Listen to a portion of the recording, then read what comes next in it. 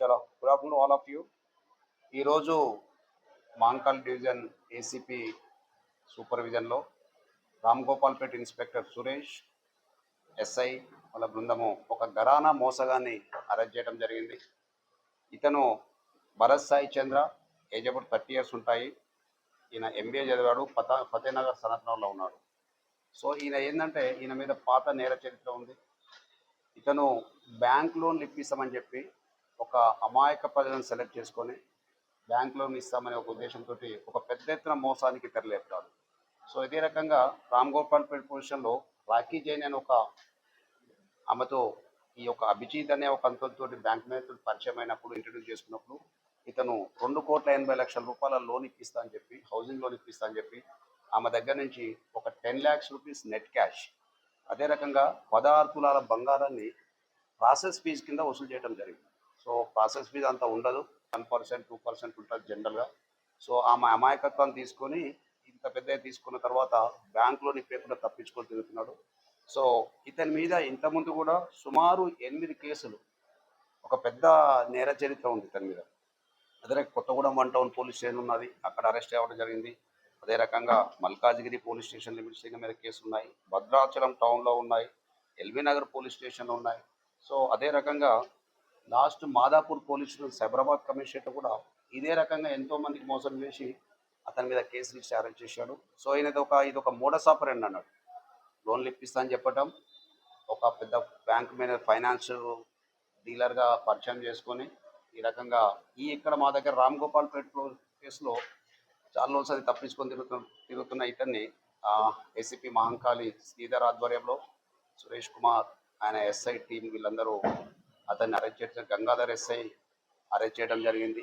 So arrest చేసే క్రమంలో అతని నేర చరిత్ర బయటపడ్డది. ఇతని దగ్గర నుంచి సుమారు ఒక కార్, ఏదైతే మోసం చేసిన మన నుంచి కారు సీజ్ చేయడం జరిగింది. అదే రకంగా ఎండివర్ కార్, ఒక యాపిల్ i17 ఫోన్ ప్రో, ఒక 4 లక్షల రూపాయల క్యాష్, అదే రకంగా ఒక బిస్కెట్, ఇది 16 తులాల గోల్డ్ను ఏదైతే తీసుకున్నో దాన్ని కూడా రికవర్ చేయడం జరిగింది. సో ఇటువంటి మోసాలు చాలామంది మార్కెట్లో ప్రజలలో సొసైటీలో బ్యాంక్ అకౌంట్లో 4 లక్షల రూపాయలు కూడా ఉన్నాయి, అవి కూడా ఫ్రీ చేయడం జరిగింది. సో ఇతను ఒక నేర చరిత్ర, ఇక్కడ మీద ఎక్కడైనా వారెంట్స్ కూడా పెండింగ్ ఉన్నాయా, కోర్టుకు వెళ్తున్నది తదుపరి దర్యాప్తులో తెలియడం జరుగుతుంది. సో ప్రజలందరూ ఏంటంటే పుట్టిగానే నమ్మకుండా నిజంగా వాళ్ళు బ్యాంకులో ఇప్పిస్తలేదని ఈ రకమైన మోసగాళ్ళ చేతిలో పడకూడదని పోలీసులు విజ్ఞప్తి చేస్తున్నాం. సో ఇతన్ని థరో ఇంట్రాగేట్ చేసి అదే రకంగా ఇంకెక్కడన్నా ప్రజల ఎక్కడైనా మోసం చేసి ఉంటే కూడా అటువంటి కూడా కేసులో కూడా అతన్ని అరెస్ట్ చేయడం జరుగుతుంది. ఇప్పుడు నేటివ్ ప్లేస్ భద్రాచలం, అది నేటివ్ ప్లేస్ భద్రాచలము. సో అక్కడ ఇతని మీద పోలీస్ అసాల్ట్ కేసు కూడా ఉన్నాయి, ఒకటి పోలీస్ అసాల్ట్ కూడా పోలీస్ మిస్బిహేవ్ చేయడం, అసాల్ట్ జరిగే కేసు ఉన్నాయి. చాలా మటుకు ఒక 6 to 7 కేసెస్ ఆయన కోర్టు ముందట ట్రయల్ ఫేస్ చేస్తున్నాడు.